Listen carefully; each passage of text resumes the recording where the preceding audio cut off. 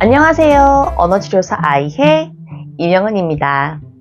오늘은 말을 하기 시작한 후 발음이 안 좋아서 걱정이 되는 아이 혹은 발음 연습이 필요한 아이를 위한 시간을 준비하였습니다. 아이가 발달 시기보다 말을 늦게 시작하였다면 더더욱 걱정되는 부분이 바로 발음입니다. 아이가 커가며 상대방과 대화를 하면서 말하는 것이 늘게 되는데요. 발음이 좋지 않으면 대화의 흐름이 끊기기가 쉽죠. 또 아이의 말을 잘 알아듣지 못해서 뭐라고? 다시 한번 말해줄래? 하고 반복하여 아이에게 말을 요구하다 보면 아이도 자신의 발음이 부정확하다는 것을 알게 되어 언어 자존감이 떨어지고 말을 잘 안 하려고 합니다. 그렇다면 발음이 좋지 않은 우리 아이를 위해 어떻게 해주어야 하고 또 어떤 것을 하지 말아야 할까요? 먼저 하지 말아야 하는 것들입니다. 아이에게 또 해봐, 다시 말해봐 하고 반복적인 지시를 자제해야겠죠. 물론 대화 중 잘 알아듣지 못한 부분이 있다면 다시 물어보는 것이 맞지만 이 상황이 계속된다면 아이는 지치게 됩니다.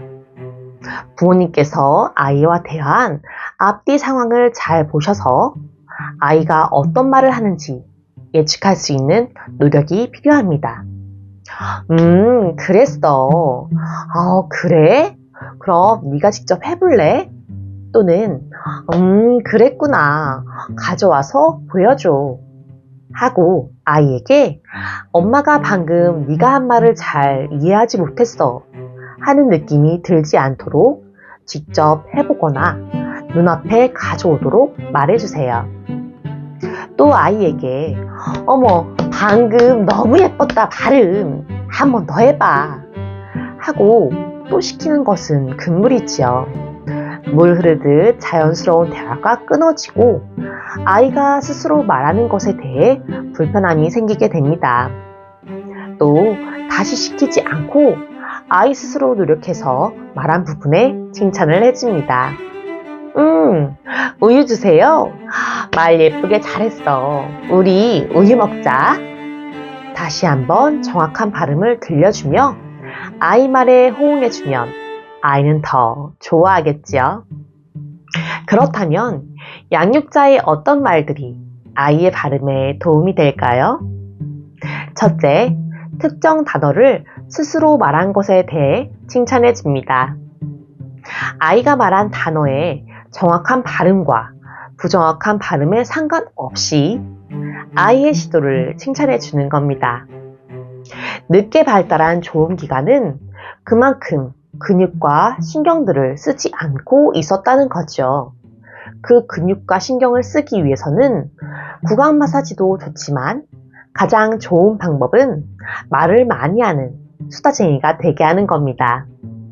말을 하는, 시도하는 우리 아이를 칭찬해 주세요. 둘째, 발음 다시 들려주기. 아이의 대화 시도를 칭찬하였다면 다른 발음을 또 들려줘야겠죠. 엄마가 야마 너도 하는 아이에게 엄마가 양말을 서랍에 넣었어. 맞아. 엄마 양말 넣었어. 너무 잘하네.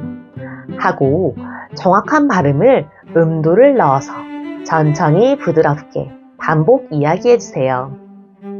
아이가 어떤 말을 하는지 잘 알아듣지 못한 상황에서는 그래 엄마 설거지해요 하고 지금 하는 행동을 천천히 음도를 넣어 말해주세요.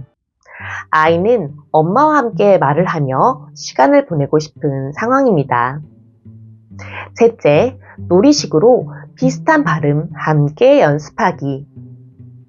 먼저 아이가 잘 하지 못하는 발음을 체크해 주세요. 기역에서 히읗까지, 가에서 하까지, 아에서 이까지. 아이가 잘하는 발음과 잘 하지 못하는 발음을 기억해 주세요. 또 받침이 있는 것과 없는 것, 단어로 말했을 때는 잘 되던 말들이 문장으로 길게 말했을 때 발음이 잘 되지 않는 것을 체크해 보아야 합니다. 만약 아이가 시옷자가 힘들다면 사자가 있어요. 사자가 사슴이랑 살아요. 사자가 사슴이랑 사과를 먹어요. 사자가 사슴이랑 사과를 사요. 하고 인형놀이나 역할놀이 중에 반복되게 발음을 넣어서 받침이 있는 말과 없는 말, 짧은 단어와 긴 문장을 음도로 부드럽게 연습할 수 있도록 도와줍니다. 하기 힘든 발음을 계속 반복해서 시키거나 학습과 연습을 한다면 아이는 더 거부감이 생기겠죠. 아이가 좋아하는 것들로 자연스럽게 그 발음을 쓰도록 도와주세요. 만약 부정확한 발음으로 따라한다고 해도 아이의 말을 칭찬하며 넘어가 줍니다. 넷째, 좋은 위치 도와주기와 구강 마사지. 디귿 발음이 어려운 아이는 혀가 윗니 뒤쪽에 자리하며 소리 내기 힘든 아이고요. 이 부분, 기역 발음이 어려운 아이는 혀의 뒤쪽 근육을 잘 쓰지 못하는 아이입니다.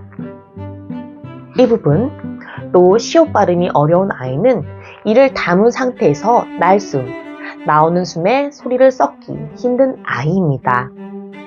디귿이 힘든 아이는 요거트나 설탕을 윗니 뒤쪽에 묻혀주어 혀가 그 뒷부분을 많이 닿게 경험시켜 주시고 따따따, 따라라, 따따따. 기억이 어려운 아이는 턱 아래의 피부를 살짝살짝 눌러주며 혀가 살짝 올라가는 소리를 낼 수 있도록 도와줍니다. 가가가. 또 시옷 발음은 이를 담은 상태에서 뱀처럼 하는 시옷 발음부터 연습하여 날숨이 나오며 혀를 들어 소리를 썩는 연습을 합니다. 이렇게 조음의 부분을 잡아주는 방법은 언어치료사들이 사용하는 방법이지만 아이가 잘 따라와주고 또 효과가 있다면 계속 해주시고 아이가 거부하거나 1, 2주 정도 유지했지만 효과가 없다면 구강 마사지를 통해 입의 전체적인 근육을 풀어주고 신경을 건드려 입의 예민함과 둔함의 밸런스를 맞춰주는 것도 중요합니다. 또 집에서 책 읽기로 의성의태어를 많이 같이 읽는 것도 좋습니다. 일상에서 잘 쓰지 않는 다양한 표현이 들어간 동화와 상상력을 자극하는 책을 엄마 한 줄, 아이 한 줄, 아빠 한 줄 함께 읽으며 독서에 대한 기본기를 잡아주세요. 아이가 책 읽기를 싫어한다면 아이에게 동화를 직접 말해주면서 새엄마와 팥쥐는 콩쥐만 두고 마을 잔치에 갔어요.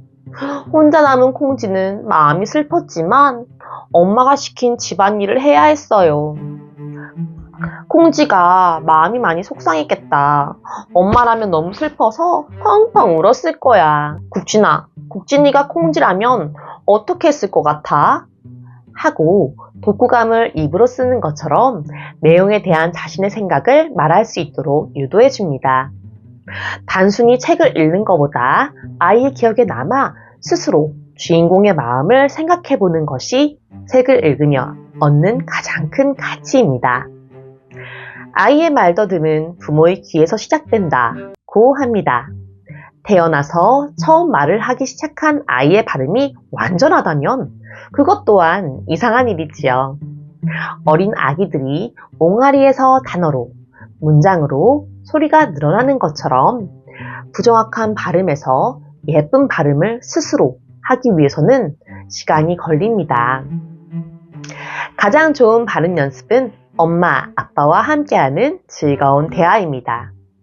그럼 오늘도 아이였습니다.